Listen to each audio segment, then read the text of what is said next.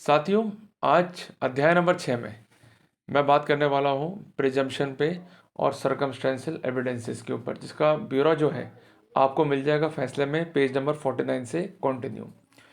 साथियों, आप जजमेंट का जो है पेज नंबर 49 खोलें, पैरा नंबर 46 खोलें। यहाँ से अपन पढ़ना जो है शुरू कर रहे हैं। इसमें क्या बात लिखी है प्रिजम्पशन के बारे में? The court are authorise to draw a particular inference from a particular fact. ये कोर्ट जो है किसी भी फैक्ट से इन्फरेंस ड्रॉ कर सकते हैं, इस डिस्प्रूव्ड बाय अदर फैक्ट, जब तक कि उसका अस्तित्व जो है अदर फैक्ट से डिस्प्रूव ना हो जाए। क्लियर है? अब एक बात समझाइए, कोर्ट ने यहाँ पर अपने को सेक्शन 4 इंडियन एविडेंस एक्ट पर एम्फेसाइज करते हुए कि ये रेज करता है presumption for the purpose of proof of fact, कि सेक्शन 4 जो है एक रेज करता है प्रिजम्पशन, और किसी फैक्ट को इजीली प्रूव कर सकें उसके लिए ये व्यवस्थाएं की गई हैं। It is well settled that presumption is not itself evidence but only makes a Primia facial case. पर एक बात हमें ध्यान में रखनी है कि प्रिजम्पशन जो है कोई एविडेंस नहीं है, केवल प्रथम दृष्टया मामला जो है बनाता है कि उसने जो फैक्ट बताए हैं उसको विश्वास कर सकें। As per English law there are 3 categories of presumption. अगर हम इंग्लिश लॉ को देखें तो 3 कैटेगरी है प्रिजम्पशन की। Number 1, the presumption of fact, जिसको हम कहते हैं नेचुरल प्रिजम्पशन। दूसरा है प्रिजम्पशन ऑफ लॉ, और तीसरा है मिक्स्ड प्रिजम्पशन, जिसमें फैक्ट भी इन्वॉल्व होता है और लॉ भी इन्वॉल्व होता है। तो मे प्रिज्यूम और शेल प्रिज्यूम जो यूज़ हुआ है सेक्शन 4 इंडियन एविडेंस एक्ट में, ये कैटेगरीज हैं प्रिजम्पशन की। फैक्चुअल प्रिजम्पशन जो होते हैं ये डिस्क्रिप्शंस पे डिपेंड है, they come under division may presume. और लीगल प्रिजम्पशन जो है ये स्ट्रॉन्ग या कंपलसरी प्रिजम्पशन है, they come under the category shall presume. Clear हो गया? सिंपल सी बात है भाई। कोर्ट ने क्या बोला अपने को कि आपको सिर्फ देखना है प्रिजम्पशन का स्कोप क्या है, जो स्कोप अपने को आज तक मालूम नहीं था, बल्कि सुप्रीम कोर्ट ने तो अपनी हेल्प करी है ये समझने के लिए कि स्कोप क्या है इस पूरे प्रिजम्पशन थ्योरी का या अदर पर्सपेक्टिव्स का। और आप लोग फालतू ही घबराए बैठे हो। ये जो लोग हैं ना अफवाह फैलाने वाले, ये इतने नालायक किस्म के लोग हैं, ना ज़िंदगी में खुद आगे बढ़ेंगे ना किसी को जो है आगे बढ़ने देंगे। ठीक है जी। अब साथियों, यहाँ मैं थोड़ी सी बात समझाना चाहूँगा भाई। अपना काम क्या है? प्रोसिक्यूशन को तंग करना। और ये तंग कैसे करेंगे? एक छोटी सी बात समझना, एक एग्जाम्पल समझा रहा हूँ बैठ के आपको। मैं एक नटखट बालक था, तो उसके क्या एक फितूर चढ़ गया कि मेरे को छिपकली खानी है। सारे घर वाले परेशान कि भाई तेरे को तो मैगी खा ले, अंडा खा ले, कुछ भी खा ले, तो छिपकली क्यों खाएगा बैठ के? नहीं, बोला साहब मुझे छिपकली खानी, काम खत्म। तो ठीक है साहब, थक हार के जो है परेशान हो गए, फिर अपने गुरुजी को बुलाया कि भाई समझाओ उस बालक को। उन्होंने समझाया भाई तो छिपकली क्यों खा रहा है, तो कुछ और खा ले। वो अड़ गया, नहीं मेरी छिपकली खानी है। फिर छिपकली लेकर आए और बोले नहीं साहब छिपकली में तल के खाऊंगा। तो साहब छिपकली जो है तलवाई। फिर बोले नहीं साहब मैं तो 2 हिस्सों में खाऊंगा। तो फिर छिपकली की जो है 2 हिस्से किए गए। फिर वो गुरुजी को बोलता है बालक कि एक हिस्सा जो है आप खाओ, फिर मैं खाऊंगा। तो गुरुजी जो है, जो इसका जो इनिशियल पार्ट है वो खा लेते हैं। तो बालक कहता नहीं साहब जो पार्ट आपने खाया मुझे तो वही खाना था बैठ के। तो गुरुजी ने हाथ पकड़े, बोले भाई तू माफ़ कर, तो जो खाना है खा। तो कहने की बात है कि वही स्थितियाँ जो है प्रोसिक्यूशन की है। आपको चढ़ना चाहिए फितुर कि आप इन्वेस्टिगेशन को, ट्रायल को कैसे जो है डिरेल्ड कर सकते हो। देखो, 2 चीज़ें अलग अलग हैं, फैक्ट्स और प्रिजम्पशन। बट मैं कहता हूँ सबसे बड़ी स्थिति है प्रोसीजर। अगर प्रोसीजर से खिलवाड़ करोगे तो ना तो फैक्ट स्टैंड करेगा और ना ही प्रिजम्पशन स्टैंड करेगा। और प्रोसीजर गिरा तो फैक्ट और प्रिजम्पशन अपने आप ही गिर जाते हैं। You have to make each and every procedure defective. Clear हो गया? कोई दिक्कत तो नहीं? तो कुल मिला के वैसे ही बालक बन जाओ अब, जिद्दी और घुमावदार और क्लेवर, कि आप सजेशन दो हर एक बात का, वो एक्ट अपॉन करें, फिर बोलो नहीं सर तुमने गलत किया। तो एंड में वही हाथ जोड़ लें कि भाई तो जो करना कर, हमारी जान छोड़। अब अपन आ रहे हैं मे प्रिज्यूम पे। It leaves to the description of the court, कि कोर्ट जो है अपना डिस्क्रिप्शन अप्लाई कर सकती है, अपना विवेक कोर्ट को जो है अप्लाई करना है। और दूसरा है शेल प्रिज्यूम, वहाँ कोर्ट के पास ऑप्शन नहीं है, कोर्ट को प्रिजम्पशन ड्रॉ करना ही करना है। सिंपल सी बात तो है। और शेल प्रिज्यूम जो है ये वर्ड यूज हुआ है सेक्शन 79, 80, 81, 83, 85, 89 और 105 ऑफ इंडियन एविडेंस एक्ट के अंदर। ठीक है, क्यों भेजा लगा तो इतना? सिंपल सी बात है। Similarly in a trial under section 138 of the NI act, जब आप लोग ट्रायल लड़ते हो चेक के मैटर्स की, उसमें भी तो क्या है, उसमें डबल प्रिजम्पशन है। आप लोग एक प्रिजम्पशन डबरा रहे हो, वहाँ पर 2 प्रिजम्पशन है। एक तो है सेक्शन 118 में और दूसरा है सेक्शन 139 के अंदर। क्लियर है? तभी तो लोग बरी होते ही है ना, क्योंकि वो लोग खिलवाड़ करते हैं प्रोसीजर से। ठीक है जी। तो उसमें क्या इंपॉर्टेंट है, the presumption will have to be made that every instrument was made और drawn for consideration and that it was executed for a debt or liability. Once the execution of instrument is proved, if not rebutted, in that scenario, the other thing shall be deemed to be proved or admitted. ये मोटी मोटी बात है जी, कई बार अपन पढ़ चुके हैं भाई। कुछ ऐसे फैक्ट्स होते हैं जिस पर कोर्ट जो है इन्फ्रेंस ले सकती है। अगर उसको आपने डिस्प्रूव नहीं करा या उसको जो है डिस्प्यूट नहीं करा तो वो इन्फ्रेंस खिलाफ पड़ा जाएगा आपके। यही प्रिजम्पशन है मोटा मोटा, और कुछ भी नहीं है जी इसके अलावा। और इसमें कोर्ट ने रूलिंग रिलाई करी है Kumar export versus Sharma carpets की, जिसका साइटेशन है 2009 SCC पेज 513। और इसके अलावा कोर्ट का कहना है कि प्रिजम्पशन जो है ये रिब्यूटेड है और इसको आपको डिस्प्रूव करना है बाय प्रिपोर्टेंस ऑफ द प्रोबेबिलिटी से। आपको बियॉन्ड डाउट नहीं जाना है, केवल संभावना पे जो है आपको बात करनी है। क्लियर है, सिंपल सी बात है।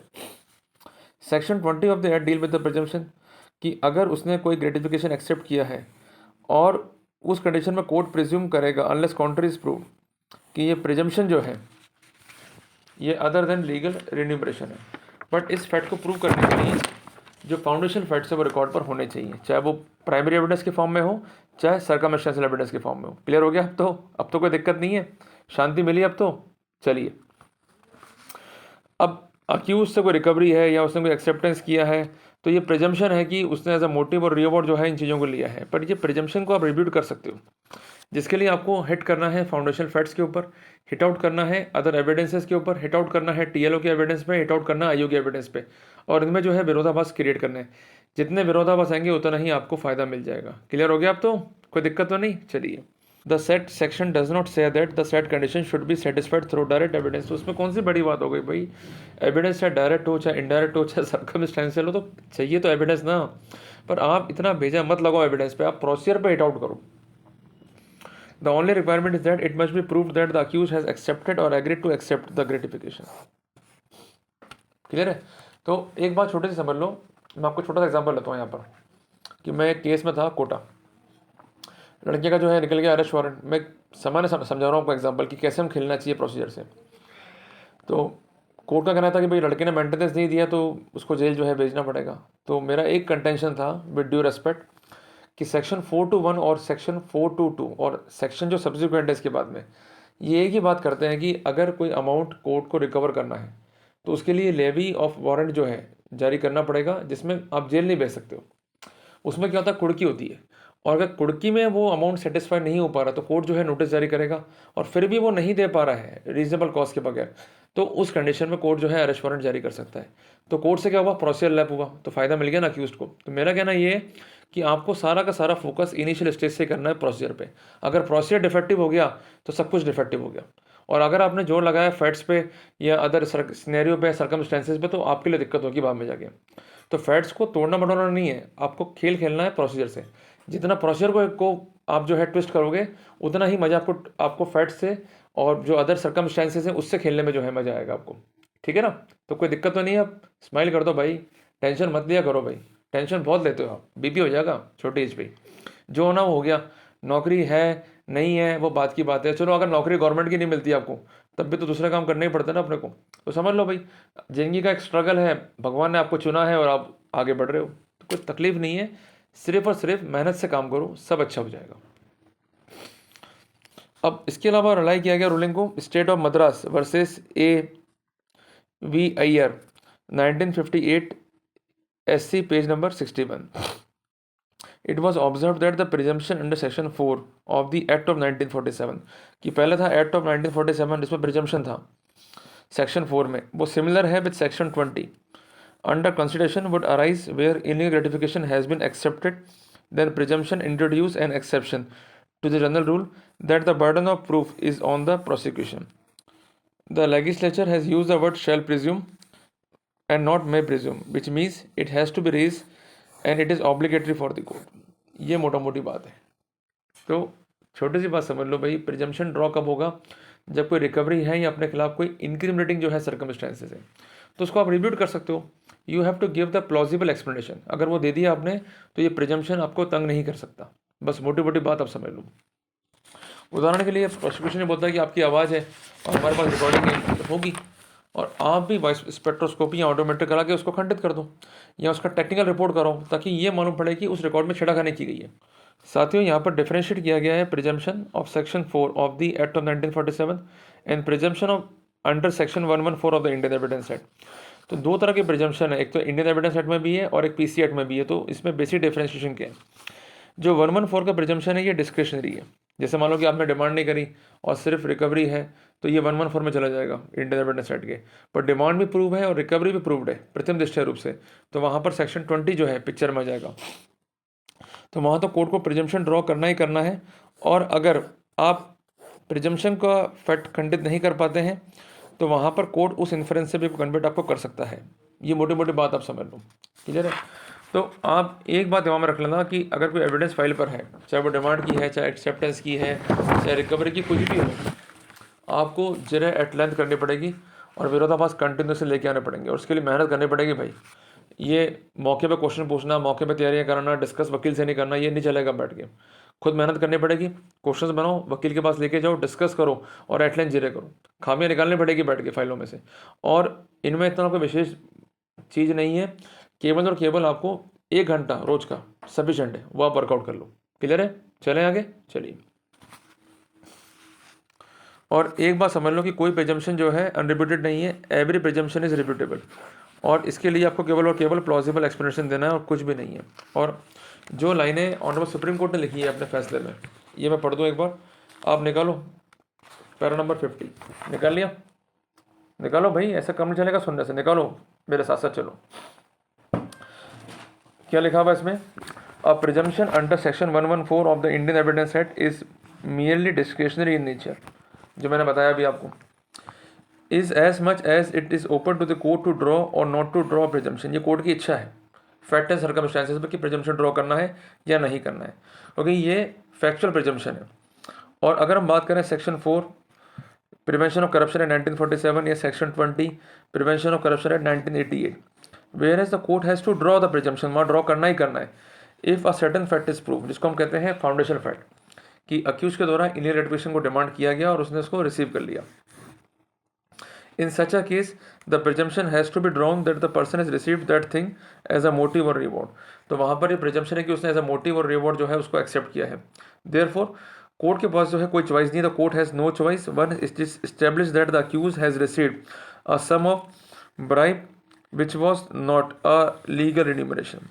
तो एक छोटी सी बात यहाँ पर स्कोप मिलता है आपको, या तो आप जरा करो कि ये लीगल रिन्यूमरेशन है, अगर वो आपकी थ्योरी नहीं है तो फिर आपको जरा करनी है विरोधाभास को लाके, और अगर विरोधाभास लेकर आओगे तो ही बच पाओगे, अदरवाइज कोर्ट प्रिज्यूम कर लेगा कि आपने ये रिश्वत ली है।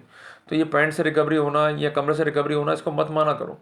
सिंपल सी बात है कि ये मनी जो है मैंने एक्सेप्ट नहीं किया है, और उसको प्रूव करने के लिए आप को एजेंट एविडेंस जो है रिकॉर्ड पर रख के चलो, या तो जिरे में विरोधाभास पैदा करो या फिर डिफेंस से कवर अप करो। पर जो भी थ्योरीज लेके चल रहे हो वो रिकॉर्ड से, फैक्ट से, सर्कमस्टेंसेस से मैच खा जानी चाहिए। अदरवाइज क्या होगा, जो एम नरसिम्हा राव में हुआ कि वहाँ थ्रस्टिंग की थ्योरी ली पर जो एग्जिस्टिंग रिकॉर्ड था उससे वो थ्योरी मैच ही नहीं खा रही थी, तो वहाँ पर डिफेंस को जो है खामियाजा भुगतना पड़ गया। तो इन बातों को ध्यान में रख के चलना है आपको, that's all. Of course it is open to the accuse to show that the money was not due to him as legal remuneration and it was legally due to him in some other manner. अगर आप पैसा ले रहे हो तो आपको theory लेके चलनी पड़ेगी कि ये मनी जो है या तो ड्यू था, या ये लीगल रिन्यूमरेशन है, या अपने किसी ट्रांजेक्शन या एग्रीमेंट के तहत जो है इसे प्राप्त किया जो कि लॉफुल है। अगर ये नहीं कर सकते हो या इसको प्रूव नहीं कर पा रहे हो तो फिर आपको थ्रस्टिंग थ्योरी पे चलना पड़ेगा, बट एग्जिस्टिंग रिकॉर्ड से या अदर फैक्ट से भी आपको जो है अपना डिफेंस जो है चौक या मेकआउट जो है करना पड़ेगा। और इनिशियल स्टेज पर कभी भी आपको मुंह नहीं खोलना है, पहले फाइल को देखो, पूरा डिफेंस जो है सोच लो, और एंड तक डिफेंस वही चलेगा, इसको ध्यान में रखते हुए आगे बढ़ना आपको, ठीक है ना। The burden resting on the accused in such a case would be a light, as it is where a presumption is raised under section 114 of the Indian Evidence Act and cannot be held to be discharged merely by the reason of fact that the explanation offered by the accused is reasonable and probable. और ये burden जो है सिर्फ ये कह देने से कि मैं गलती पे नहीं हूँ या मैंने रिश्वत नहीं ली है डिस्चार्ज नहीं होगा। इसको डिस्चार्ज करने के लिए आपको प्लॉजिबल स्पष्टीकरण देना होगा, उसके लिए वर्कआउट करने पड़ेंगे। It must be further shown that the explanation is a true one, the word unless the contrary is prove, जो इसमें वर्ड यूज हुआ है unless the contrary is prove, which occur in this provision makes it clear that the presumption has to be rebutted by proof, कि इसको proof के साथ ही जो है रिब्यूट करना है। और ये मियर प्लॉजिबल एक्सप्लेनेशन नहीं होना चाहिए, it should be a plausible explanation which is something differ from mere plausible explanation. A fact is set to be proved when its existence is established कोई फैक्ट जो है प्रूफ मान सकते हैं कि उसका जो एग्जिस्टेंस है वो स्टैब्लिश हो जाए, या वो ऐसे मटेरियल पर है कि वो इतने प्रोबेबल हैं कि रीजनेबल मैन जो है इस पर बिलीव कर ले, अगर से खंडित नहीं किया जा रहा है तो। जब तक उन फैक्ट्स को खंडित नहीं किया जाएगा तो कोर्ट इन्फ्रेंस लेकर उनको जो है प्रूफ मान सकता है। इतनी सी बात है। One of the mode through which a fact can be proved, but that is not the only mode in the evidence set. Proof of fact depend upon the degree of probability. The standard required for reaching the supposition is that of a prudent man acting in any important matter concerning him. तो important बात क्या है कि कई तरीके से facts को prove कर सकते हैं इंडियन एविडेंस सेट में, और मोटी मोटी बात है कि evidence should be as per the protocol of Indian evidence set. अगर वो नहीं है तो हम उसको प्रूफ भी नहीं मान सकते। क्लियर है। और इसके लिए पैरामीटर क्या है? A man of ordinary prudence approach on the consent fact. उस फैक्ट्स के बारे में एक ऑर्डनरी प्रूडेंस का मैन जो है वो क्या सोचता है। As oppose to the expression may presume and shall presume, the expression conclusive proof is also use. अब सबसे इंपॉर्टेंट बात है कि मे प्रिज्यूम और शैल प्रिज्यूम के साथ साथ कंक्लूसिव प्रूफ वर्ड को भी जो है यूज़ किया गया है सेक्शन 4 इंडियन एविडेंस एक्ट में।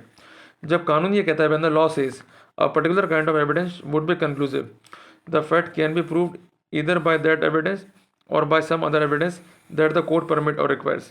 When the evidence is made conclusive, the court has no option but to hold fact exist. अब मोटी मोटी बात क्या है कि मे प्रिज्यूम हो चाहे शैल प्रिज्यूम हो, तो वहाँ तो प्रिजम्पशन रिब्यूटेबल है, पर जहाँ पर कंक्लूसिव प्रूफ की बात है तो उसे हम खंडित नहीं कर सकते। वहाँ कोर्ट को ये मानना ही मानना है कि ये फैक्ट जो है एग्जिस्ट करता है। जैसे मैं कहूँ कि सूरज जो है उगता है पूर्व में और अस्त होता है पश्चिम में, तो ये कंक्लूसिव प्रूफ है, इसको हम डिनाई नहीं कर सकते और ना ही रिब्यूट कर सकते हैं। ठीक है जी। For example, the statement in an order of the court is conclusive of what happened before the presiding officer. कि कोई जज की प्रोसीडिंग है, जज का फैसला है, कंक्लूसिव प्रूफ है जब तक वो अनचैलेंज ना हो जाए। एक छोटी सी बात हम समझते हैं एग्जाम्पल के लिए। For example, the statement in order of the court is conclusive proof what happened before the presiding officer. कि कोई फैसला कोर्ट का है तो वो कंक्लूसिव प्रूफ है उस ऑर्डर को लेकर, तो उसको जो है अपन जब तक चैलेंज नहीं करेंगे तब तक वो कंक्लूसिव प्रूफ के रूप में जो है पढ़ा जाएगा। अगर जजमेंट हुआ है तो सेक्शन 56, 57, 58 के प्रोटोकॉल जो है लागू हो जाएंगे, और कंक्लूसिव प्रूफ हो जाने पर अगर वो रिब्यूट नहीं है, अगर चैलेंज नहीं है, वो फाइनल हो गया वो, तो उस पर्सपेक्टिव में उसके एग्जिस्टेंस को जो है डिनाई नहीं किया जा सकता, और उसमें जो फैक्ट लिखे हुए हैं वो कोर्ट को बिलीव करने पड़ेंगे कि एग्जिस्ट कर रहे हैं। क्लियर है बात ये।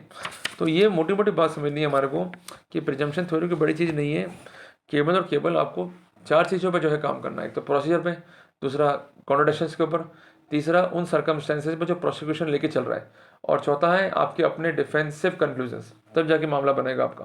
क्लियर है बात ये, कोई दिक्कत तो नहीं। अब तो चले आगे, चलिए। अब बात आ रही है सर्कमस्टेंशियल एविडेंसेस पे।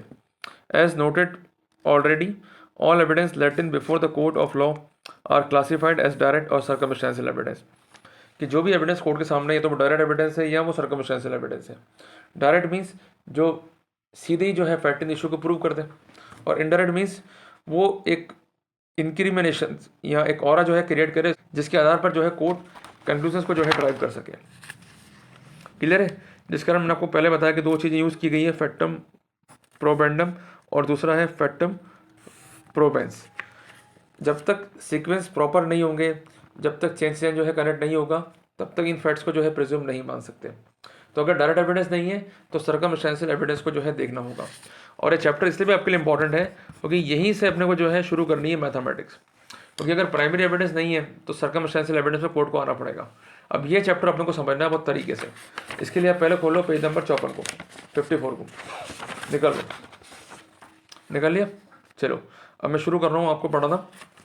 सर्कमस्टेंशियल एविडेंस इसकी हेडिंग है एज ऑलरेडी नोटेड, कि कोर्ट का जो हम नोट कर चुके हैं, all evidence let in before the court of law are classified as direct और सर्कमस्टेंशियल एविडेंस। कि जो भी एविडेंस कोर्ट के सामने है या तो वह डायरेक्ट एविडेंस या वो है सर्कमस्टेंशियल एविडेंस। डायरेक्ट का मतलब क्या है? द प्रिंसिपल फैक्ट या फाउंडेशनल फैक्ट, जो कि डायरेक्टली विटनेस जो है डिपोज करते हैं कोर्ट में आके। और दूसरा है सर्कमस्टेंशियल एविडेंस, जिसको हम कहते हैं इनडायरेक्ट एविडेंस, जहाँ पर विटनेस है वो एविडेंस को रिट्रीव करने के लिए कुछ इन्फरेंस देता है, और कोर्ट जो है इसको कनेक्ट करता है, और कनेक्ट होने के बाद ही वो कंक्लूजन जो है वहाँ पर ड्रॉ किया जा सकता है। तो कुल मिला के वापस से बात करना चाहूँगा यहाँ पर मैं, जो कोर्ट ने लिखा है, this is also 2 kinds namely conclusive and preservative. Conclusive and there is a connection between the principal and evidentiary fact, factum probandum and factum probans. It is a necessary consequence of the law of nature presumptive is when the inference of the principal fact from the evidence is only probable, whatever be the degree of persuasion which it may generate. Thus, circumstantial is the evidence of circumstances as opposed to what is called a direct evidence. The prosecution must prove all the circumstances constituting a complete chain. अगर chain complete नहीं हो पा रही है तो वहाँ पर किसी भी रूप में जो है कन्विक्ट नहीं किया जा सकता। तो ज़रा सोचो भाई, अगर प्राइमरी एविडेंस नहीं है तो कोर्ट किस पे जाएगा? सर्कमस्टेंशियल एविडेंस पे। तो उसमें चेन कनेक्ट करनी पड़ेगी। अब तो बर्डन और उल्टा पड़ गया प्रोसिक्यूशन का, ये तो लॉ बल्कि और पक्ष में आ गया आपके। और अगर चेन जो है जहाँ भी ब्रेक हुई तो वहाँ उसका फ़ायदा मिल जाएगा आपको।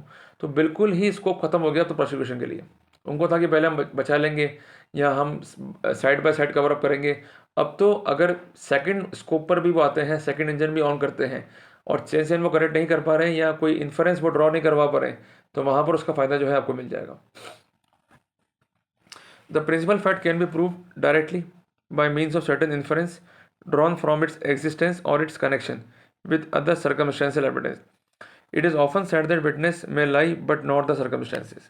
ये ऐसा मानना है कि विटनेस झूठ बोल सकती है पर सर्कमस्टेंसेस जो है झूठ नहीं बोलती है।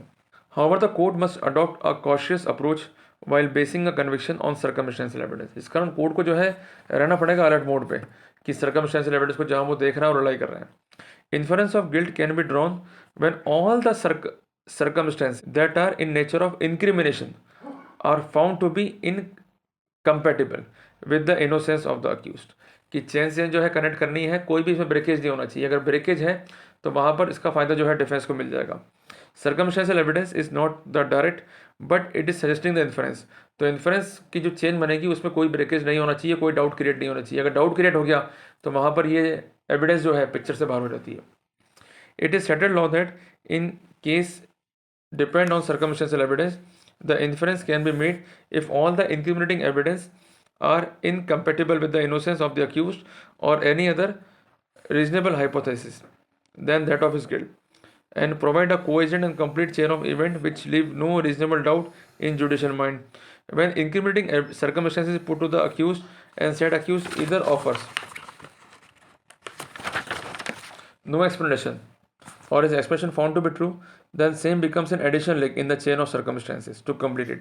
If the combined effect of all the proven facts are taken together is conclusive in establishing the guilt of the accused, a conviction would be justified. तो ये अच्छी बात नहीं तो और क्या है? आप मुझे बताओ कि अगर डायरेक्ट एविडेंस नहीं है तो सर्कमस्टेंशियल एविडेंस पे जाओ, चेन से चेन जो है कनेक्ट करो, और अगर चेन कंप्लीट है और उससे अदर कोई हाइपोथेसिस हम ड्रॉ नहीं कर सकते हैं, एक ऐसा हाइपोथेसिस कि हमें सिर्फ और सिर्फ अक्यूज को जो है दोष सिद्ध करना है और जो भी एविडेंसेस हैं उन्हें वो खंडित नहीं कर पाया है, तो एडिशनल लिंक बन के वो चेन जो है कंप्लीट हो जाएगा और अक्यूज को जो है दोष सिद्धि जो है फेस करनी पड़ेगी। यही तो पहले भी हेल्ड हुआ है, तो कौन सी नई बात सुप्रीम कोर्ट ने लिख दी मुझे बताओ, तो इतना क्यों घबराए हुए हो?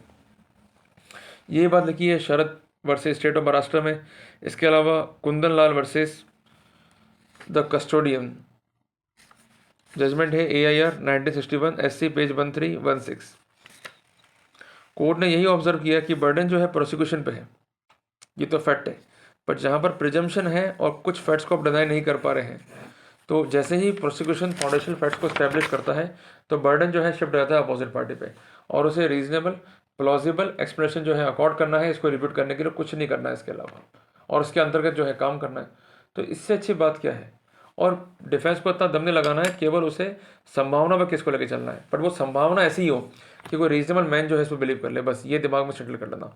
तो जब भी आपकी क्वेरीज हो तो आप किसी रीजनेबल मैन से जो है इसको करो, और अगर 10 लोग उस क्वेरीज को जो है सेटिस्फाई करते हैं, बस सुनते रहना आपको, तो इसका मतलब जो थ्योरीज आपकी हैं वो थ्योरी सही डायरेक्शन में चल रही है, उसको डिस्टर्ब नहीं करना है। पर पूछना उन लोगों से जो रीजनेबल हो, निकम्मे नकारा और अफवाह फैलाने वाले लोगों से हमें बिल्कुल बात नहीं करनी है, ठीक है ना? तभी हमारा कल्याण जो है सही मायने में हो पाएगा, अदरवाइज नहीं हो पाएगा। क्लियर हो गया? चलें आगे, चलिए। अब कल जो है मैं पढ़ाऊंगा आपको लास्ट पार्ट इसका, the conclusion and final analysis, और वो वाला पार्ट जो है थोड़ा लंबा रहेगा और आप पढ़ के आना प्लीज़ क्लास के अंदर, ताकि आप लोगों को दिक्कत नहीं आए और आपको जो है ईजिली समझ में आए। तो साथियों, कुल मिला के हम एक बात कह सकते हैं कि पहले स्थिति थी प्राइमरी एविडेंस की, अच्छी बात है, प्राइमरी नहीं हो, सर्कमस्टेंशियल एविडेंस की स्थिति आ गई। पर इसके लिए पैरामीटर क्या है कि चेन से चेन जो है जोड़ना है कंसर्न प्रोसिक्यूशन को। चेन ब्रेक हो गई, कोई डाउट क्रिएट हो गया, तो वहाँ चेन कनेक्ट नहीं हो पाएगी, और जब चेन नहीं है तो कोई प्रिजम्पशन भी ड्रॉ नहीं हो पाएगा। बस मोटी मोटी बात ये है। तो थोड़ा सा मेहनत करनी पड़ेगी, थोड़ा सा हमें वर्कआउट जो है करना पड़ेगा, तभी हमारा काम चलेगा, अदरवाइज हमें दिक्कत आ जाएगी बैठ के। ये मोटी मोटी बात मैं कहना चाह रहा हूँ आपको, ठीक है जी। तो साथियों, मिलते हैं हम पार्ट नंबर 7 और लास्ट पार्ट में,